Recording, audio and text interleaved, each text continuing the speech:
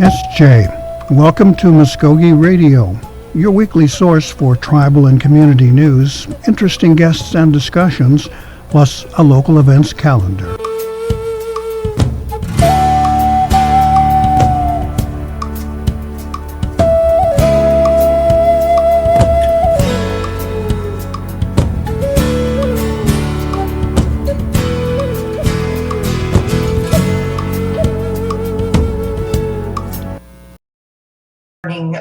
Rules that are protected in the Constitution come September. This seems like a really great time to fiscally and responsibly put a question before the people in a way that wouldn't create a burden financially for the tribe.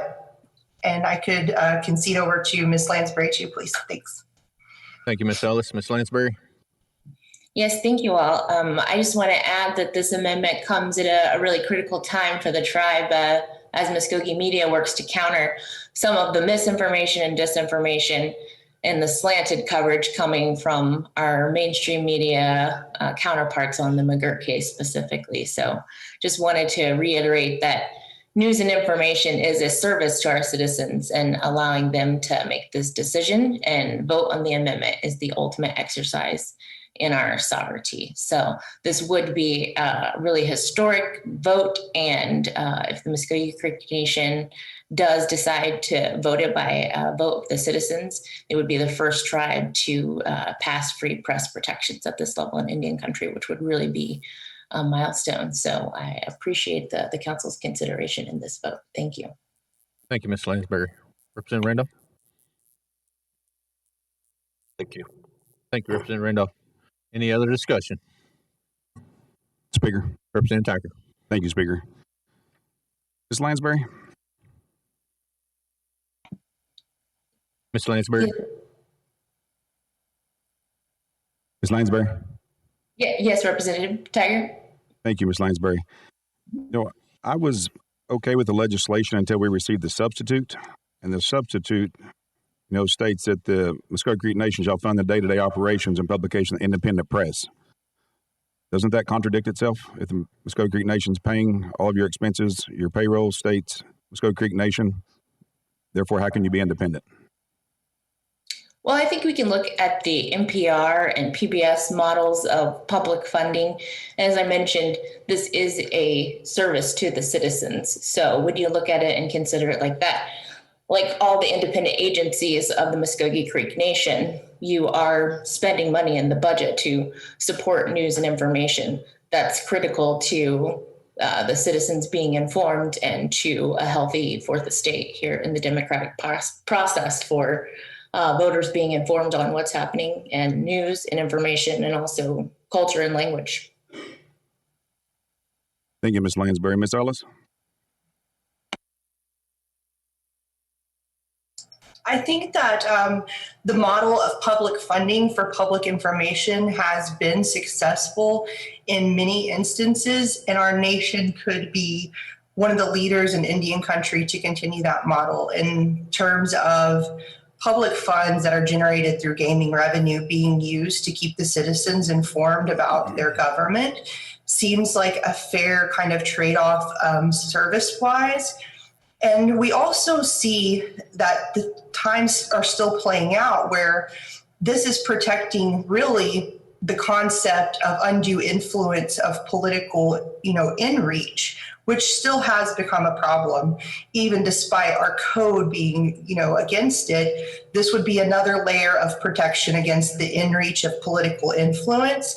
And it really would solidify the fact that the citizens have access to information that isn't politically influenced, but our nation is providing that service to them. So with that being said, Ms. Ellis, are you stating that you don't have any political influence at all involved in anything that transpires at Mvskoke Media? My political influence or influence from the outside into our department, because we have recently been under the, instance where we've had requests from political branches trying to kind of steer or influence our coverage. So that's still an issue that we still have to tread lightly on. And this kind of a bill would allow the citizens to go to vote and add another layer of protection to keep those kind of influences out of the department. So what about, example, termination of an employee? Has there been any political influence in regards to anything like that? To my knowledge, there's never been any political influence asking for termination of any employees. Our department is working with HR right now. I don't know if that's an open instance that we can discuss in open meetings. No, just my question was if you'd had any political influence on termination of any employees recently. Oh, no political influence on the termination of any employees at our department. Thank you, Ms. Ellis. Thank you, Speaker. Thank you, Representative Tiger. Representative Huff. I just have a comment to make. Representative Huff, can you speak in the microphone? I have just a comment to make. All of it. We have several different independent boards. All the independent boards we have now are all funded by the Creek Nation already anyway, too. So it should be no different. Thank you, Representative Huff. Representative Randolph. I'd just like to say the legislation is really about putting this in the hands of the citizens and giving the citizens an input, a chance to vote on this. I think freedom of press has quite a history within our nation. And last year in June, as a council, we unanimously supported freedom of press and independent status. And so now, to me, it's just a natural step. If it's going to be protected for our future generations, it's going to have to be protected by the Constitution. It's going to have to be a right. It's going to have to be protected from there. And that's the reason I picked up this legislation again. I did speak with the election board, and it'll be no cost to the nation. And that's all I'd like to say. Thank you. Thank you, Representative Randolph. Any other discussion? Representative Jennings. Thank you, Speaker.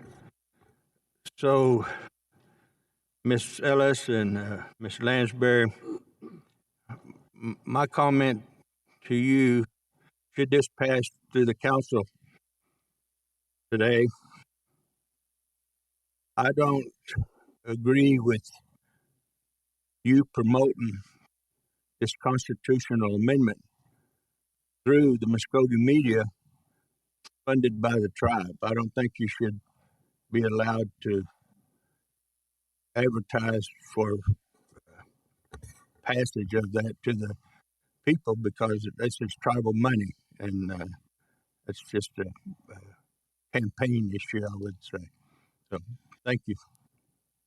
Thank you, Representative Jennings. Any other discussion?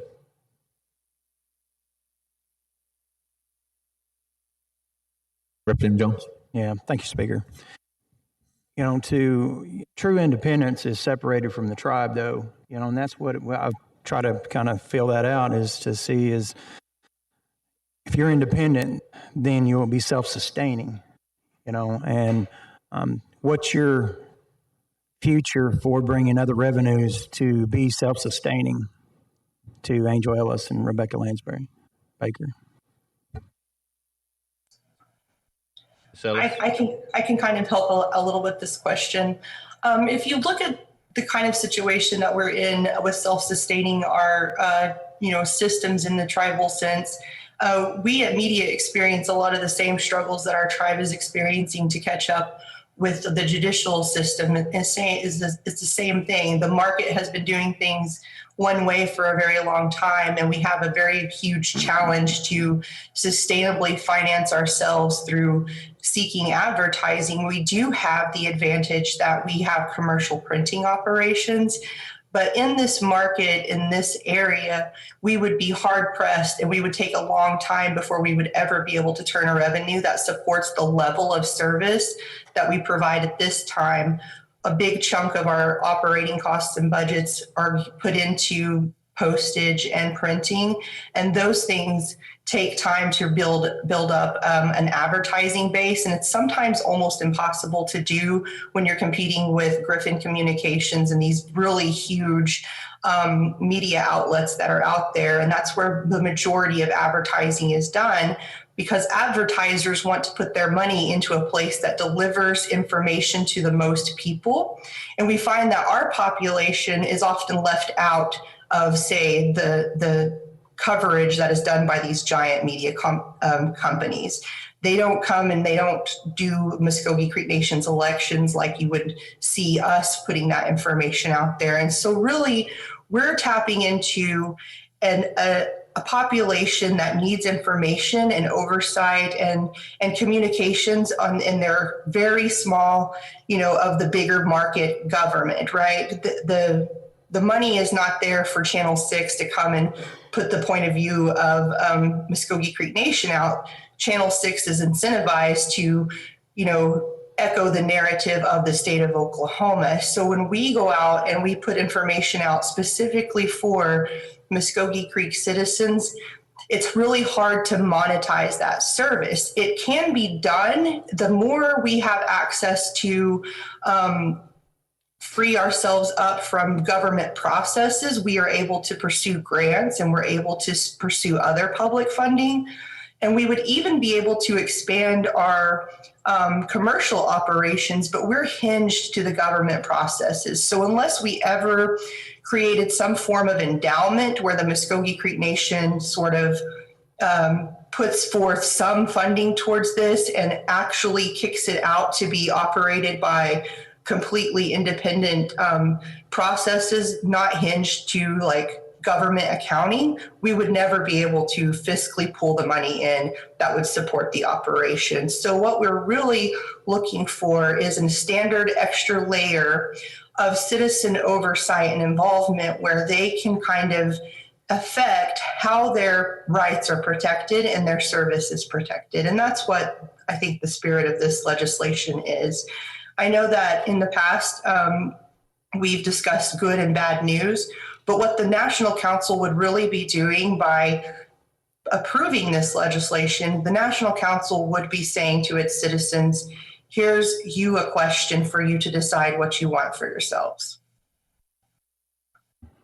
Thank you. But also, wouldn't that be pretty much giving a blank check, because the budget that we would be providing, you provide to us, we would have to fund that fully by this legislation if it passes? In terms that we would submit our budget to the comprehensive annual budget, yes, the Mvskoke Creek Nation would still support the operations, but that would still go through budget approval, as an independent agency always does, and it's a part of the comprehensive annual budget. So that would be approved by the government. There are checks and balances still. It would just kind of allow that extra layer of citizen involvement, citizens impacting their democracy, and they would have that right to kind of feel empowered, with their own decisions and self-governance. Yeah, and I'll just add to that too. The Mvskoke media model is unique in that there are, program income that is generated from the activities on the creative side, on the graphics and printing side, to kind of supplement costs of that service that the editorial side is working on as well. And yeah, I think it would follow the very similar process that's already in the Constitution for supporting, the college supporting the services that are provided by the election board. So as Angel said, it would still go through an approval process, and it's not like, Mvskoke Media can do whatever they want without any oversight. There is the editorial board that's overseeing that process, making sure that budgets are in alignment with standard numbers, and, again, pushing that through for the approval process that's prescribed by the tribe. So that's a great question. Thank you. I support freedom of the press. I support giving it to the citizens, let them vote on it, but I don't support us funding it 100%. So thank you. Thank you, Representative Jones. Speaker. Representative Tiger. Thank you, Speaker. I agree with Representative Jones' comments. I do believe that this is something that should go to the vote of our citizens, even though I don't agree with the nation funding the day-to-day operations and publication, because I just still feel that's not an independent press. But I do believe that this is something that should go to the vote of our citizens. Thank you, Speaker. Thank you, Representative Tiger. Any other discussion?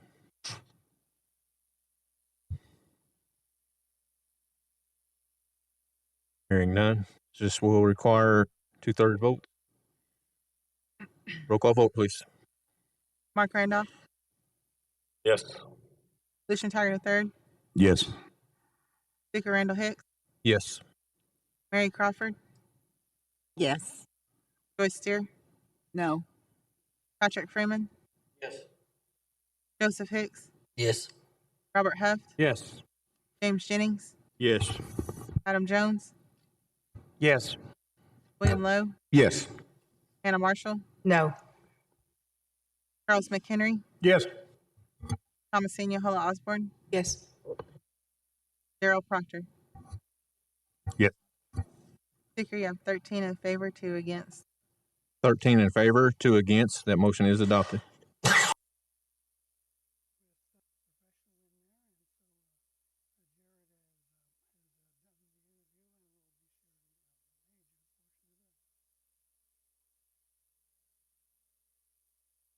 Okay, welcome to Livewire today. We're going to have on Mike Parks from Mike Parks Law. He, on March 23rd, at an emergency session, or I think it was an emergency session, the Tribal Council passed some various legislation and a tribal resolution to obtain legal guidance on tax issues that citizens in the tribe might face as a result of McGirt.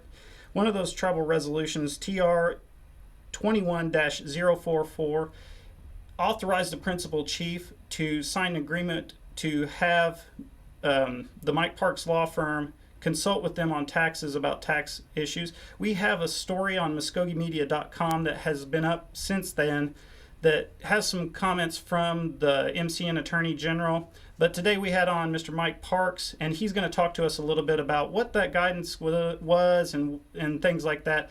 Mr. Parks, thanks so much for coming on the program today. You're welcome, Mr. Moore.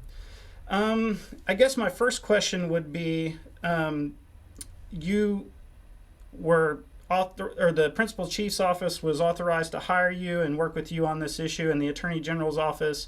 What's some of your background for the audience, if maybe they don't know you, that you could give them to say, hey, you know, here's why I would be why I was qualified to do this particular job? I have been an attorney in southeastern Oklahoma for 41 years, and during that time, I have handled cases all over the state, and I have been an attorney for the Mvskoke Creek Nation for the past 11 years, and I do work for the Legal Services Program, and I represent Creek citizens on probate cases, determination of heirship cases, and guardianship cases. Also in my career, I have handled cases with the Oklahoma Tax Commission concerning payment of state income taxes. I have experience in doing that. I'm not a Creek citizen, but I'm a Cherokee citizen. And I was born and raised in Sapulpa, Oklahoma. I went to college and law school at the University of Oklahoma, and I have been an attorney since 1980. At Haferfield. It's kind of out from the school. And then our last one that we have confirmed is you followed June the 25th at the Ironhead Stadium. And I forgot to mention the Pecan Bowl in Okemah. Yeah, pretty much everybody knows where the football fields are, and that's where we'll be. And like I said, try to get our registration open by 7:30. Some people, you know, they work, but they want their kids to participate. So we're trying to accommodate that time too. Let them get there at 7:30, and then they can go on to work, and then come back and pick them up at noon. Mm-hmm. That sounds like you've got all of your questions answered there. Let me ask you this. I guess more of your personal feeling about the whole thing. Now, it sounds like a lot of work and a lot of effort is going into putting this together. I mean, you've got coordinate with the schools. You have to arrange for so many things, and then of course recruit athletes. What is how does that make you feel in seeing our Creek young people evolving and learning and profiting from these sorts of things? So what does it make you feel like? It's really, really. It just does my heart good. That's all. My heart swells. I look out and I see these kids, out there doing really trying.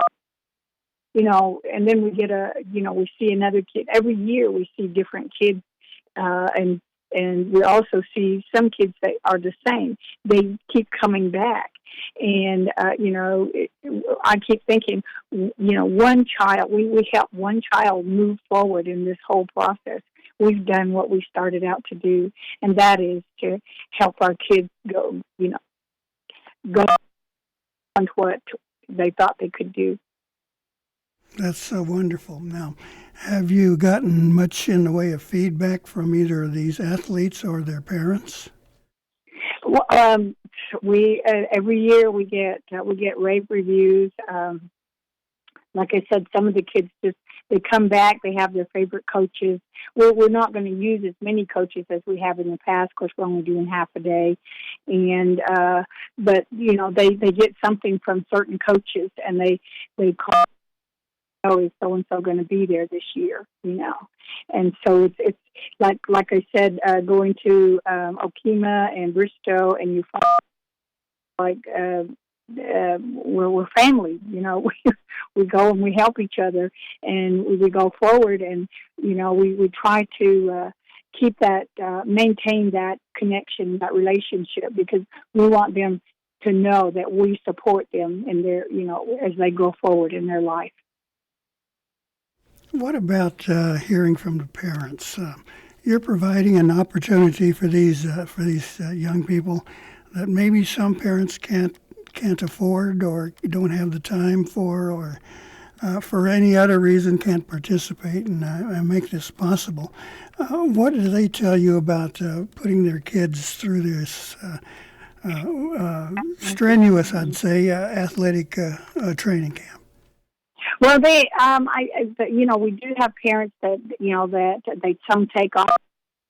They put their little tents up and bring their chairs, and they watch the kids and meet the coaches, and they even volunteer because they say this is such a good thing, for our kids, for us as parents, for our schools, for our community, and we all need to pull together and do something, because we want them to go further than we did, and there's much more available now, and it was just like I was talking about the young man that got a scholarship. We don't hear from all of them, but we just happened to hear from this individual and the mom.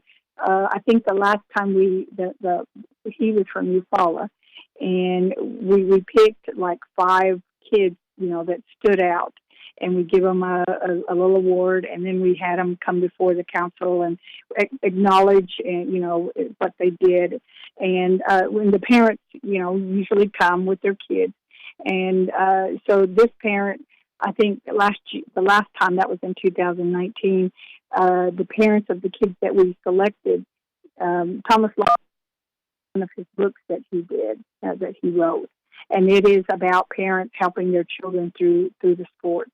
And this particular parent wrote to me and said, that was a very good book, and it really, really did help her, because she understands now how a parent can support their child through the sports. And but he just gave it to him. It's a book ago, but I think he's still going. But yeah. You've mentioned Thomas Lott a couple of times now. He will be there to assist in the training and guidance. Yeah. For our listeners who are not familiar with Mr. Lott, could you give us a quick capsule of who he is? Apparently born and raised in Texas, but he came to OU, and I can't tell you when, but I think he was the first black quarterback at OU. And he graduated from there, and then went on to play in the NFL. And I guess he, raised his family, and he's been involved in lots of different things. But when we started our camp 10 years ago, he was one of our coaches, and he just kind of it really is, kids are really in his heart, and so we just kind of became really good friends and talked. These are things that in these communities, and he recognized right away, and he's really good with kids. He raised 3 boys, I guess, and now he has grandkids. But he's when we were talking about doing the camps again, he said, well, I really want to get the young girls involved. We need to do this. We really need to do this for our kids. So regardless of where they come from, what kids, he's just jumped on the bandwagon, and we're just really pleased that he has the heart that he has to work with us. We've seen a couple of things about young Mvskoke girls who participate in sports and are quite successful in them. Do you think you might have a few success stories from those young women? Would you say that again? Do I think we will have any success stories for women? Well, that, and have you already had some girls going on to scholarships or some other professional, perhaps, sports? Well, I don't know that they've actually gone to our camp, but we have had young ladies a part of our camps, and I think every year. Well, the 2019, we had a young lady from Bristol, and I think she was 11 years old, and she had 4 brothers, and they were all in the camp. Now, 2 of the brothers kind of said they were too hard all day, but that little girl was out there doing everything that and I asked her, what was she going to do? And I said, are you going to try to play football? She said, I don't know. I'm just going to try. And that was pretty good to me because, she's already started, what she wants to do. And she's got confidence that she can do it. And I said, if we don't do anything else, if we can do that for our young ladies through football, look what we can do when we pay more attention to them. Right. Okay, well, we wish her success. Why don't you wrap it up here? We've got about a minute or so left. Give us the dates and times and locations. Okemah, June 1. Mvskoke, June 11. Bristow, June 17th. And it is on Creek Nation website. The more information, people can get on there and look that up. And if they need anything, they can. My phone number, my address, everything is on that post. Okay. Have you had much success in recruitment so far? So far, I think I have about 25 just since yesterday. So people are they've seen it.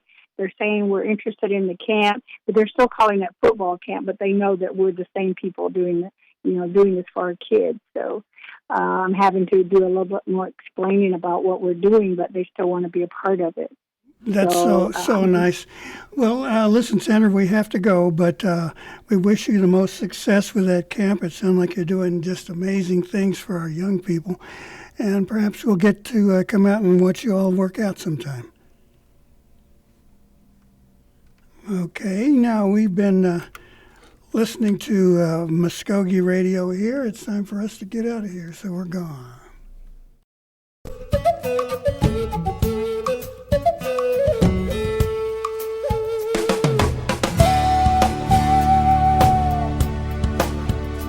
You've been listening to Mvskoke Radio. Join us again next week for more local, tribal, and community news and updates. Mado.